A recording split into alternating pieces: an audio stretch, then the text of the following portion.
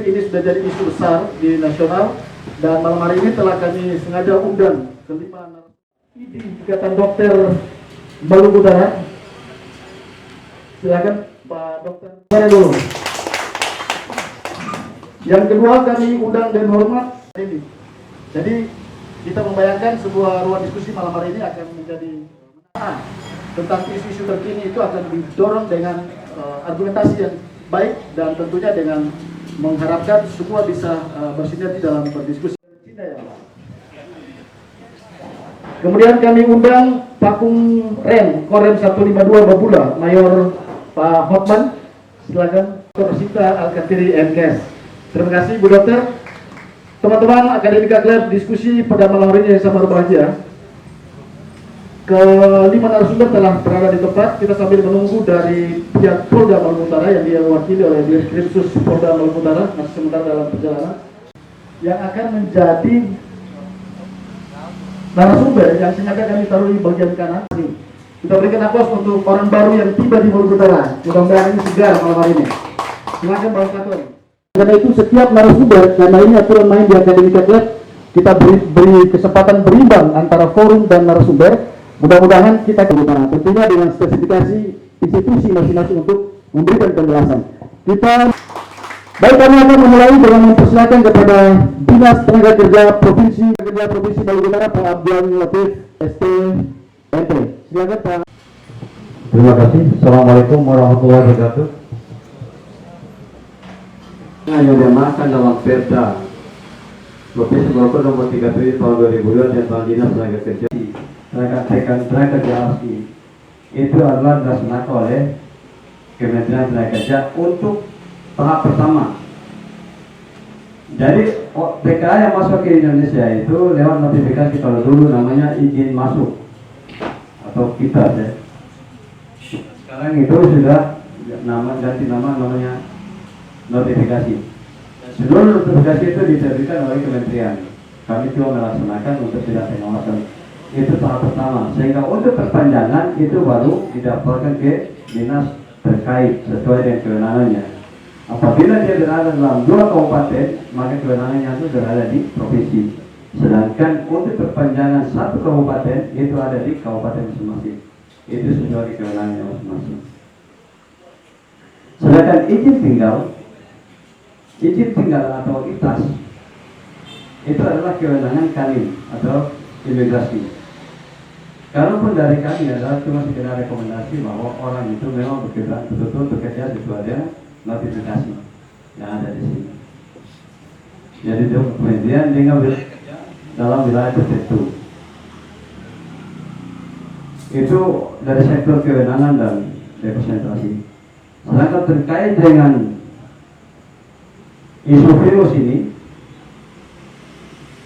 secara langsung itu sudah dilakukan oleh kementerian lewat surat direktorat pengawasan nomor B551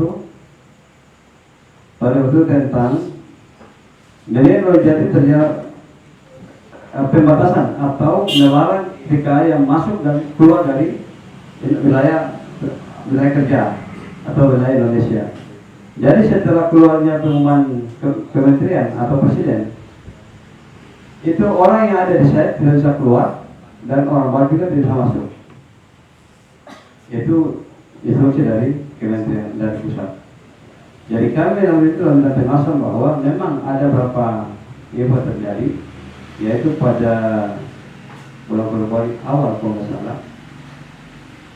Itu bukan kecolongan. Jadi pada saat pengumuman itu TKA itu dalam perkembangan ke Indonesia. Jadi besoknya pertemuan pun tibanya pagi sudah tiba. Sehingga langkah antisipasi yang akan dilakukan bersama dengan Kesehatan Pelabuhan dan Dinas Kesehatan bagian bidang penyebaran virus ya. Itu kami ambil langkah itu untuk mengevakuasi mereka dalam wilayah kerja dengan sistem isolasi. Itu kami laksanakan sampai sekarang, alhamdulillah dia negatif Pak ya sampai sekarang. Jadi pada prinsipnya bahwa kewenangan kami itu hanya di sisi pengawasan kalau untuk TKA, karena seluruh izin itu adalah kewenangan pusat sesuai dengan ketentuan. P2P tanggal 6 Januari 2020, Kepala Dinas Kesehatan Provinsi Maluku Utara telah mengeluarkan surat edaran tentang kewaspadaan penyakit pneumonia berat merujuk dari surat edaran paguyuban tersebut. Selanjutnya, kami di Dinas Kesehatan Provinsi Maluku Utara mengambil langkah dengan mengadakan rapat koordinasi kesiapsiagaan menghadapi COVID-19 ini di tingkat Provinsi Maluku Utara, bertempat di kantor KKP kelas 3 Ternate pada tanggal 1 Februari 2020 yang dihadiri oleh lintas sektor dan OPD yang terdiri dari OPD terkait di Provinsi Maluku Utara, TNI Polri, Angkasa Pura Ternate, perwakilan perusahaan tambang di Maluku Utara, Dinas Kesehatan Kabupaten Kota, Rumah Sakit Pemerintah dan yang swasta, dan juga Wilker KKP di Kabupaten Kota. Selanjutnya, kami tetap melakukan pengawasan terhadap para pelaku perjalanan dari luar negeri yang terjangkit di pintu masuk dan wilayah. Kami bekerja sama dengan KKP kelas 3, Dinas Kesehatan Kabupaten Kota dan Pasienkes terkait, Dinas Tenaga Kerja dan Transmigrasi, Dinas Perhubungan, TNI Polri, Imigrasi, Angkasa Pura, dan juga PT Pelindo. Berikutnya, kami juga menyebarluaskan informasi melalui media elektronik dan media cetak lewat iklan dan juga talk show, distribusi alat pelindung diri atau APD yang sesuai dengan standar untuk ruang isolasi yang berada di rumah sakit di 10 kabupaten kota, melakukan kunjungan ke perusahaan tambang, ada beberapa perusahaan yang kami kunjungi, dan melakukan persiapan pembuatan posko untuk Satgas COVID-19. Jadi ini masih dalam tahapan persiapan pembuatan. Upaya-upaya yang dilakukan ini mohon dukungan dan kerjasamanya dari lintas sektor terkait. Demikian, Bapak Moderator. Untukmu yang duduk sambil diskusi, untukmu yang biasa bersafari di sana, di gedung DPR, wakil rakyat kumpulan orang hebat. Tahun 2020 tanggal 4 Februari. Judulnya sama, pencegahan izin masuk tidak memperkenankan orang asing ataupun tenaga kerja asing untuk memasuki wilayah Indonesia, khusus bagi warga negara Indonesia yang diduga berada 14 hari di wilayah Tiongkok sebelum memasuki Indonesia. Mereka harus melapor. Yang pertama mendaftarkan kepada kesehatan pelabuhan, baik yang di bandara maupun yang di pelabuhan. Nah, apabila terduga suspek, mereka akan dikarantina selama 14 hari. Nah, dalam pengamanan pencegahan yang punya peran terbesar adalah dinas Kementerian Kesehatan. Kalau di bandara di pelabuhan ataupun di perbatasan, yang punya peran besar adalah karantina kesehatan. Nah, setelah ada indikasi, mereka akan koordinasi dengan pihak imigrasi untuk melakukan deportasi atau penanganan. Karena kalau tidak masukkan, khawatir menjadi masalah besar, masalah baru. Nah, sekarang apa yang perlu kita buat di sini? Tadi saya sudah ngobrol dengan Pak Handoko, apakah di bandara sudah ada penanganan? Sudah ada, dengan tenggang untuk mengecek suhu badan. Nah, yang perlu lagi sekarang kita bentuk adalah Satgas, satuan tugas. Siapa yang akan memimpin? Yang pasti dinas Kementerian Kesehatan atau dari provinsi yang punya kewenangan besar. Nah, yang kedua mungkin kami imigrasi dengan Bea Cukai, dengan Port Authority, apakah itu bandara, apakah itu pelabuhan. Nah, yang sekarang kita tunggu adalah siapa nih yang menggerakkan, siapa yang memulai. Apakah mahasiswa memulai untuk kita bikin satgas, Apakah Pak moderator nanti dari UNHCR yang memulai? Apakah dari kesehatan? Nah itu yang perlu kita pikirkan. Karena sampai sekarang ini yang ada di wilayah Maluku Utara orang asing itu hanya 662 orang. Di wilayah tengah sebanyak 594 orang itu Tiongkok. Sisanya Amerika, Australia, Prancis, dan Yaman. Nah sekarang ataupun Bapor Samla atau apalah wadah, apakah seperti Satgas, ini kita perlu pencegahan. Kalau hanya menunggu, akhirnya tidak siap. Itu saja. Terima kasih Pak Moderator. Tema hari ini Corona dan arus masuk tenaga kerja asing di Maluku Utara.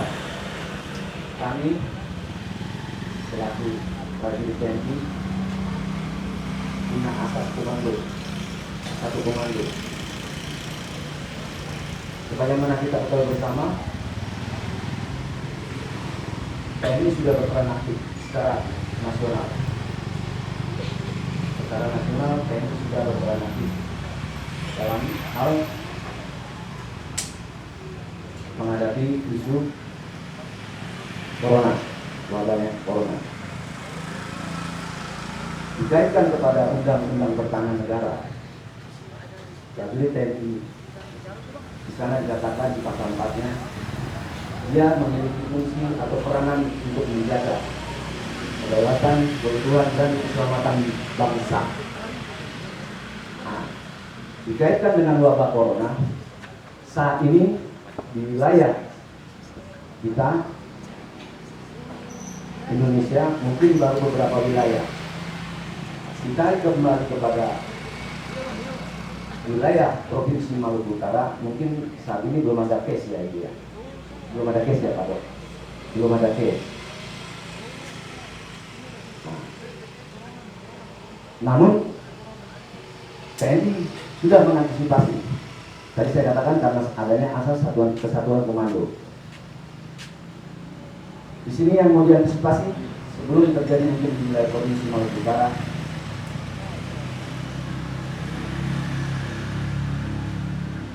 ada langkah-langkah mungkin sudah dilakukan oleh TNI. Dalam hal ini TNI mau terkait dengan wabah virus corona ini, jangan sampai keutuhan tadi terganggu, kemudian keselamatan anak bangsa juga terganggu, karena ini merupakan ancaman. Kalau dari sudut pandang kami selaku pertahanan negara, ini merupakan suatu ancaman. Saat ini mungkin saya katakan belum terlalu masif ancaman tersebut di wilayah kita, khususnya Maluku Utara. Ya, tugas kita tidak hanya sekedar pencegahan, tapi kita juga menjelaskan ke masyarakat apa itu coronavirus, supaya mensosialisasikan, supaya tidak terjadi ketakutan yang berlebihan. Manakala kita melihat tempat lain ada borong, sembako, ada masker, ya, mudah-mudahan itu tidak terjadi di Maluku Utara. Ya. Coronavirus kita ketahui itu adalah penyakit yang disebabkan oleh virus. Ya. Virusnya namanya corona. Corona itu sudah terjadi dari sebelum-sebelumnya. Ada dulu waktu itu namanya penyakit SARS, itu juga corona. Ya. Atau juga MERS-CoV itu juga corona. Tetapi khusus yang sekarang ini corona yang bentuk wujud baru. Ya. Makanya awalnya itu namanya bukan COVID ya. Nanti begitu sudah diteliti lebih lanjut dari beberapa kasus, akhirnya ditemukan namanya adalah SARS-CoV-2 ya. Penyakitnya disebutnya COVID-19 atau COVID Coronavirus Disease 19 ya. Karena, ya, dari pasar Hubei ya, ditengarai dari hewan ke manusia, bukan cuma ikan, ada macam-macam yang gitu. Dan ternyata potong saja langsung pegang ya, tidak pakai masker juga. Di awal hasil timbullah penyakit corona ini yang ditengarai dibawa oleh kelelawar. Dan penularan kalau sudah dari manusia ke manusia cukup cepat. Ya seperti yang kita lihat sekarang kan kasus di Indonesia sudah ada 2 ya. Kemarin mungkin kalau kita lihat lagi sekarang sudah 4 ya. Lalu bagaimana gejala dari corona? Karena tadi virus, ya mirip saja dengan batuk pilek biasa. Jadi kalau ada orang batuk pilek, ya itu virus influenza bisa. Tapi kalau untuk yang corona ini ada penekanan bahwa ada riwayat ke Cina atau wilayah negara yang terjangkit berkunjungan ke sana, kemudian ada riwayat batuk pilek, ya kita bisa pantau. Jangan langsung cocok, jadi kena ketularan. Makanya tadi lihat di TV ada atau menyentuh mata, hidung, ya, atau di depan orang, ya. Sampai ada anekdot atau habis buang hajat tidak bersih itu bisa. Jadi tugas kita. Tenaga kerja asing di Maluku Utara. Kalau kita bicara dalam konteks ini berarti kita bicara sumber daripada penyakit ini adalah dari daerah dataran Cina di sana gitu. Kemudian beberapa negara yang sekarang sudah terkena juga virus. Langkah antisipasi pemerintah Republik Indonesia tentunya menghambat masuknya tenaga-tenaga asing dari Cina. Seharusnya malam ini Pak Arjan menyampaikan kepada forum ini berapa jumlah tenaga asing yang berasal dari Cina yang ada di beberapa perusahaan. Itu harus kami tahu dulu gitu. Walaupun mereka hadir di Maluku Utara sebelum ada penyebaran penyakit ini gitu. Kita belum dapat penjelasan dari dokter ahli masa inkubasi daripada virus ini seperti apa kan kita belum dapat. Kami mau minta penjelasan sehingga sebagai akademisi kemudian yang hadir dalam forum bisa menyampaikan kepada masyarakat bahwa ini berbahaya kalau seperti ini. Olehnya itu Pak Jan pertama menjelaskan jumlah tenaga asing berasal dari Cina di perusahaan mana saja. Yang kedua, dokter juga harus menjelaskan kepada kami bahwa tadi sudah ada prolog sedikit, kira-kira virus ini pola penyebarannya yang tadi disampaikan melalui bersin dan sebagainya, apakah dia juga bisa menyebar melalui udara ataupun hal-hal objek lain, elemen lain gitu. Ini penting, hanya 2 hal ini yang paling penting malam ini. Selanjutnya kan ada Permenkes 19 kalau tidak salah 2016 TKA yang masuk 2-3 hari lalu lewat pelabuhan laut, dan itu katanya sudah diisolasi. Pertanyaannya kemudian siapa yang melakukan isolasi? Di karantina 14 hari. Fasilitasnya di mana? Ini ketakutan-ketakutan yang ada di masyarakat. Maksud saya begini, dalam kasus ini ketika kita menghadapi wabah, saya kira kita tidak bisa bermain sektoral. Tidak adil juga misalnya menuntut teman-teman Kementerian Kesehatan, Dinas Kesehatan memproteksi seluruh yang masyarakatnya dong yang harus jadi sumber utama kekuatan untuk melawan virus corona. Masyarakat bagaimana bergerak kalau informasi yang baik dan benar tentang corona tidak sampai ke mereka. Ketika orang ramai-ramai membeli masker, kemudian di kantor-kantor yang ada di Ternate, AC jalan, ada 6 orang duduk situ, tidak ada yang flu, kemudian semua pakai masker, itu kan lucu. Mereka tidak bisa disalahkan kan dok? Karena informasi yang baik dan benar tentang ini tidak sampai ke level bawah. Ini yang harus dilakukan sebenarnya. Makanya saya sih membayangkan kemarin setelah Jokowi mengumumkan itu, 2-3 hari gubernur memanggil bupati wali kota duduk sama-sama dengan dinas kesehatan, kemudian bicara bahwa oh iya kita mesti begini. Kemudian mereka bikin conference, duduk sama-sama, bicara ke publik sehingga kita merasa oh iya ya, aman ya, benar aman. Sekarang kalau kita mau bicara aman, kalau orang Jepang bisa lolos kok masuk ke Depok dengan membawa virus. Sebelum itu di luar sana kan orang sudah meragukan kita nih, dok. Mohon maaf ya, saya tidak punya kapasitas untuk menilai kekuasaan negara, tapi kan laporan dari media massa kita baca ada suspek yang mampir di Bali, ada 1 Selandia Baru, 1 Australia, 2 China, 1 Jepang yang balik ke negaranya mereka terinfeksi diduga di Indonesia, tapi kan kita tidak bikin apa-apa. Makanya saya sih bermohon ada sesuatu yang lebih dari itu. Tidak bisa levelnya di kepala dinas, tidak bisa. Otoritasnya harus dari pemerintah daerah, dan itu ada di gubernur, bupati, wali kota. Taruhlah sekarang misalnya, kita punya rumah sakit rujukan di RSUD Hasan Kusori. Bedalah kita dengan Jawa. Kalau misalnya Anda diindikasikan terinfeksi virus di Depok, naik mobil sejam saja sampai di rumah sakit rujukan. Tapi kalau hari ini misalnya ada yang terinfeksi di Taliabu, ada yang terinfeksi di Sula, datang ke rumah sakit ini butuh waktu 3-4 hari. Tidak ada jaringan transportasi dan sebagainya. Terus mereka di sana siapa yang melakukan karantina? Ini yang SOP-nya kan mesti disusun di level yang memiliki otoritas, tidak sekedar orang kesehatan. Ini yang mesti dibicarakan tuntas, karena ya jangan lupa bahwa mata pengawasan kita tidak hanya ke tenaga kerja asing. Bahwa ada 4 warga negara Indonesia di Depok yang hari ini terinfeksi virus corona, itu juga mengindikasikan bahwa warga negara Indonesia juga rentan terhadap ini. Sehingga pengawasan di seluruh pintu masuk pelabuhan mestinya tidak diserahkan ke TKA saja. Semua orang yang memiliki riwayat perjalanan di Cina, Korea Selatan, Iran, dan Italia hari ini wajib diprotek. Termasuk juga misalnya kalau Pak Sahril ke Jakarta, pulang dari Jakarta suhu tubuh di atas 37 derajat Celcius kan mesti di isolasi 14 hari. Pertanyaannya kemudian, banyak orang di luar sana yang flu ringan, yang apa, tapi karena informasinya tidak sampai, mereka tidak melapor ke dokter, tidak datang ke fasilitas kesehatan, karena mereka takut. Kalau kita datang 14 hari loh dikurung, kemudian di blow up oleh media bahwa ini virus corona, kasihan kan keluarganya. Yang sangat yang harus kita perhatikan begini.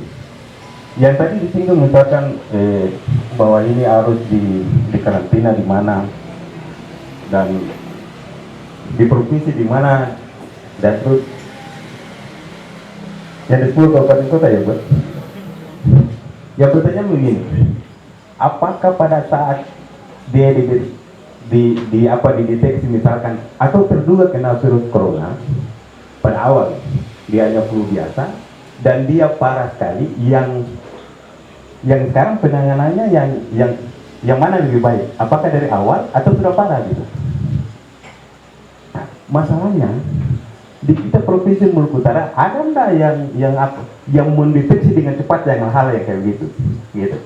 Yang namanya kayak tadi, ini flu biasa atau influenza biasa, wah ini barangkali terduga dan terus dikarantina.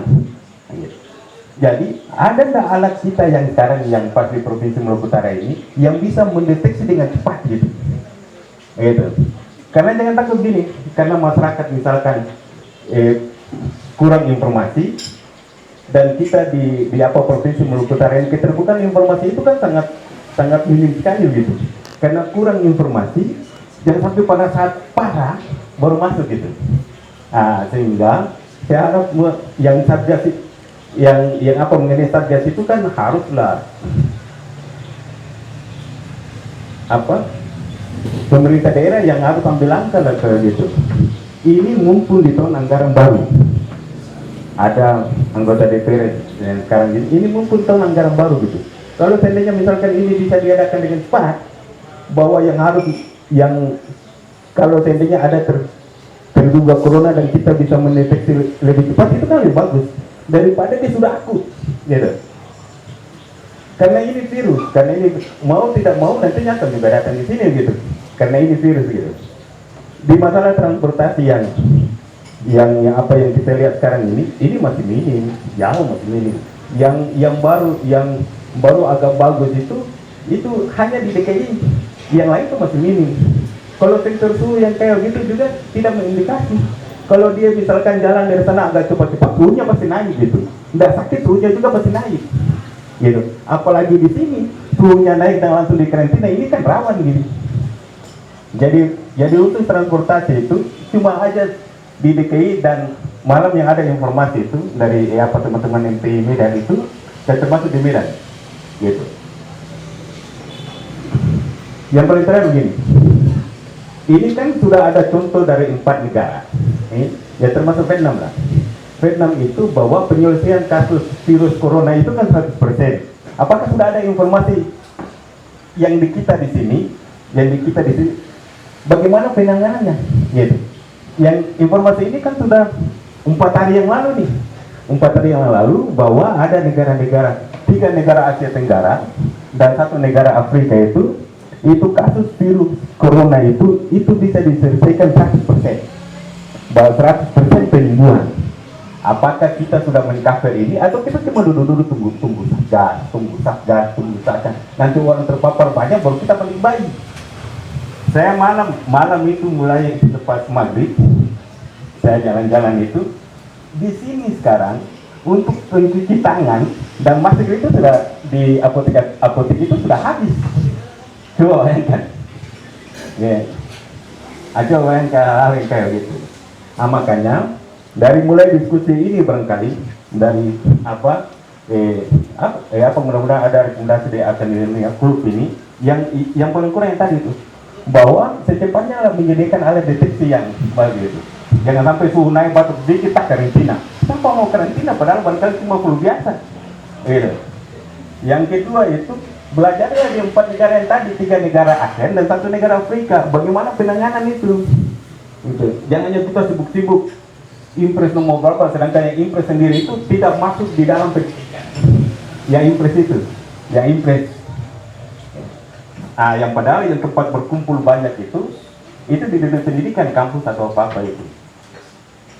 Yang itu barangkali yang khusus Pak Dokter dan Dinas Kesehatan barangkali yang ini yang harus dijawab. Jangan bilang ini kita mempersiapkan kapan, ini virus. Portal of entry-nya ini jelas, di mana sumber penyakitnya, kemudian masuknya lewat apa itu jelas, dan siapa pemeran utama yang mencegah ini jelas. Nah, ketika kita berbicara corona, asal penyakit ini kan dari Cina.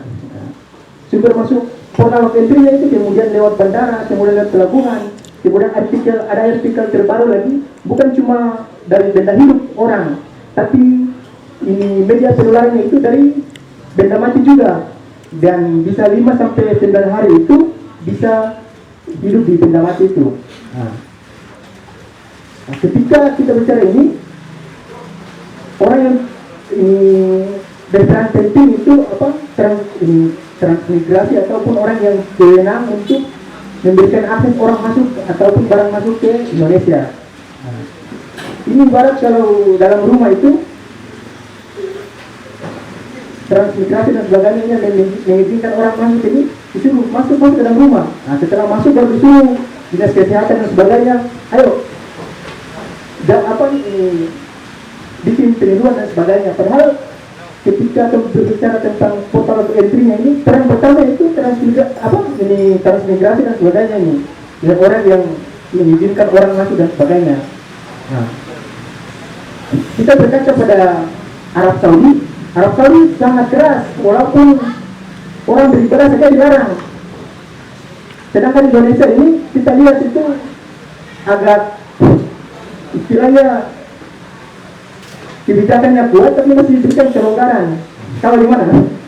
Ketika heboh-hebohnya itu masih ada menerima penerbangan dari luar dan sebagainya. Saya bertanya ke yang terkait, selain kan ini bukan cuma tenaga asing, tapi benda mati juga bisa mengeluarkan.